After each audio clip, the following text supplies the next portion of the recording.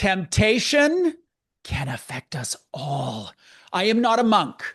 I can ignore any alcoholic beverage that you put in front of me. If you put a tray of dessert in front of me, I will be unable, completely unable not to eat at least two-thirds. I mean, there is a part of me, if there's other people there who won't want to look like a complete Hoover and manage my consumption in some way. This is the deal with willpower. It is in certain areas of our life wholly insufficient. It's just not enough. So, as it relates to money, if willpower isn't going to cut it, what else is there? Well, here's a new catchphrase for you. It's called situational agency.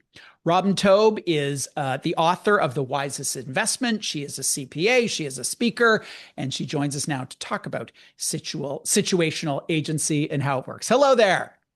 Hi, Bruce. I am pretty well versed in the world of behavioral science, and this is kind of my world. But when I saw this phrase, I thought, that's a new way in to how we talk about our environments. So, how would you define this phrase, situational agency? It's defined as arranging your lives to minimize the need for willpower in the first place. So, as you introduce this topic, we think we need to have discipline and willpower when it comes to managing our money, but actually we can arrange our environments and shape them so that certain behaviors are easier and others are harder. Like why I do not have ice cream in my house ever. Exactly. And that's sort of what inspired this was, yes, I have temptations too when it comes to little treats, mini ice cream cones, stuff like that. So just not having it in the house is puts me in a situation Mm. where I have agency and I can act in my best interest. Well, and I think it's an interesting use of the word agency that implies like it's within our circle of control. We can, for the most part, design our environments. If I worked at a company that had treat drawers, and I've been to a lot of tech Hmm. companies and financial institutions that have these treat drawers, I would have to resign because I would be unable to not. I mean, even when I go just to visit them, I take home Skittles and M&Ms and Snacks. chip. Like I take it all. It's terrible. So talk a bit more about how that can manifest in our financial life. Where can we demonstrate situational agency? The idea is to set things up to encourage the behaviors that you want. And for most people, that is to save more and to spend less. And as you know, we live in a digital world where spending has become frictionless, but saving is still hard for most people. So, one of the best examples, and I'm sure you've heard this term a lot, you've probably interviewed people on the show about paying yourself first. So, that means setting up an automatic transfer to a savings or an investment account so that money, when you get paid, that money comes off the top right away, it gets saved, and then you adjust your budget to live on what's left. You Rather than the opposite is relying on self-discipline, and often we get to the end of the money before we get to the end of the month. So this is the reverse of that. This is making sure you save and you pay yourself before you pay all the other things in your life that are demanding your attention and want your spending dollars. So that's one thing.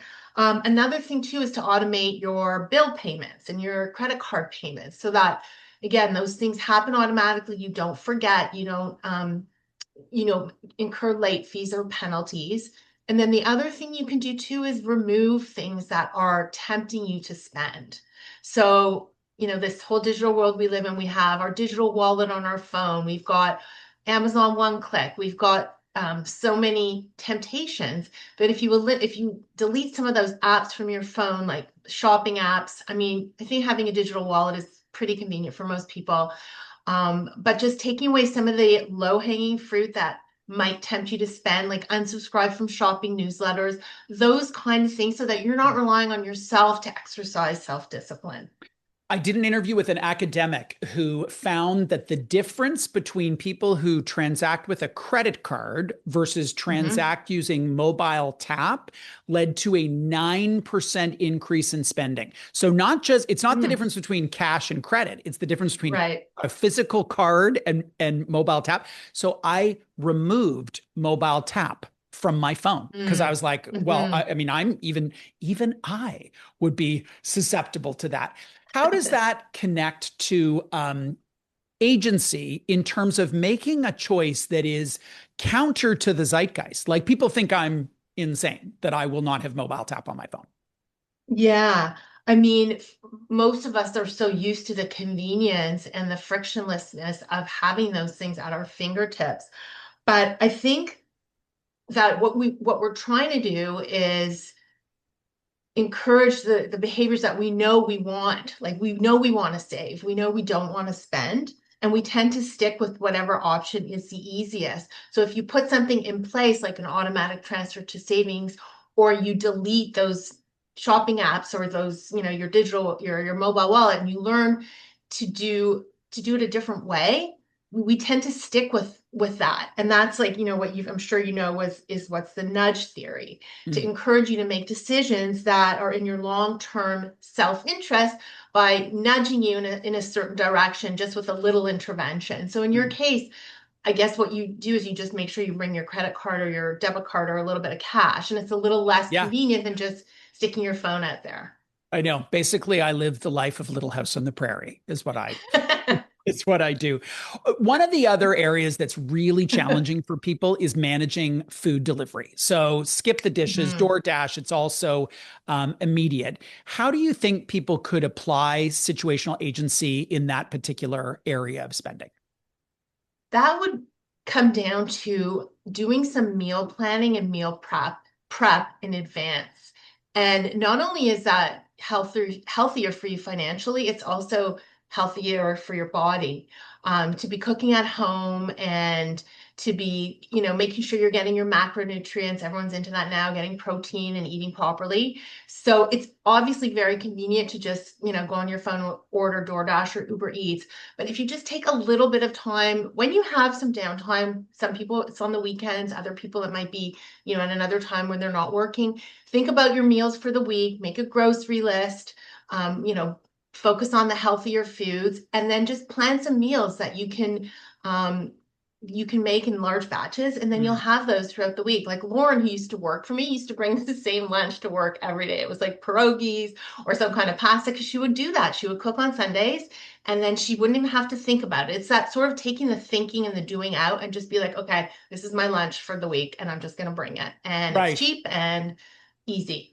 My dad had a bologna sandwich in his briefcase every day for 45 years or something. Exact same sandwich every day for decades, like the Steve Jobs turtleneck thing. Exactly. Um, It's just to make life easier for yourself. Yes, the Steve Jobs turtleneck is a yeah. classic.